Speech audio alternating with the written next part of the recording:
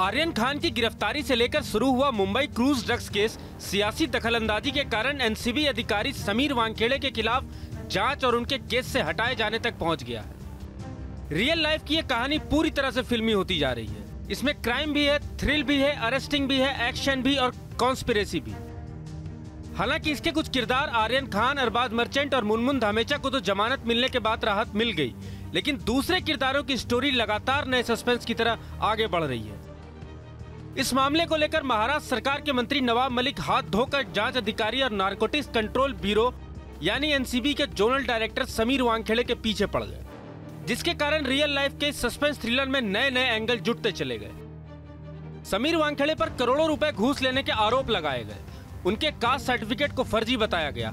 वानखेड़े पर गलत तरीके से आरक्षण का लाभ लेने का भी आरोप लगा। उन पर काफी महंगे कपड़े पहनने तक के आरोप लगे। यही नहीं, वानखेड़े की बहन पर भी कई आरोप लगाए गए। आरोप संगीन लगे तो एनसीबी ने इंटरनल इन्वेस्टिगेशन भी शुरू कर दी। इस जांच का परिणाम क्या होगा ये तो आगे पता चलेगा, लेकिन फिलहाल मुंबई क्रूज ड्रग्स केस की जांच की अगुवाई से वानखेड़े को हटाकर एनसीबी की सेंट्रल टीम को यह जिम्मेदारी सौंप दी गई है। वानखेड़े को जांच से हटाए जाने के तुरंत बाद नवाब मलिक ने ट्वीट करके लिखा, समीर वानखेड़े को आर्यन खान समेत 5 मामलों की जांच से हटाया गया है। ऐसे कुल 26 मामले हैं जिनकी जांच होनी चाहिए। यह तो अभी शुरुआत है, पूरा सिस्टम साफ करना जरूरी है और ये हम करके रहेंगे। नवाब मलिक ने अपने ट्वीट के जरिए इस बात के संकेत देने की कोशिश की कि समीर वानखेड़े को उन पर लगाए गए आरोपों की वजह से जांच से हटाया गया, लेकिन बाद में समीर वानखेड़े ने सफाई दी, मुझे जांच से नहीं हटाया गया है। कोर्ट में मेरी रिट याचिका थी कि केस की जांच किसी सेंट्रल एजेंसी से कराई जाए, इसलिए आर्यन केस और समीर खान केस की जांच दिल्ली एनसीबी की एसआईटी कर रही है। ये दिल्ली और मुंबई की एनसीबी टीमों के बीच एक कोऑर्डिनेशन है।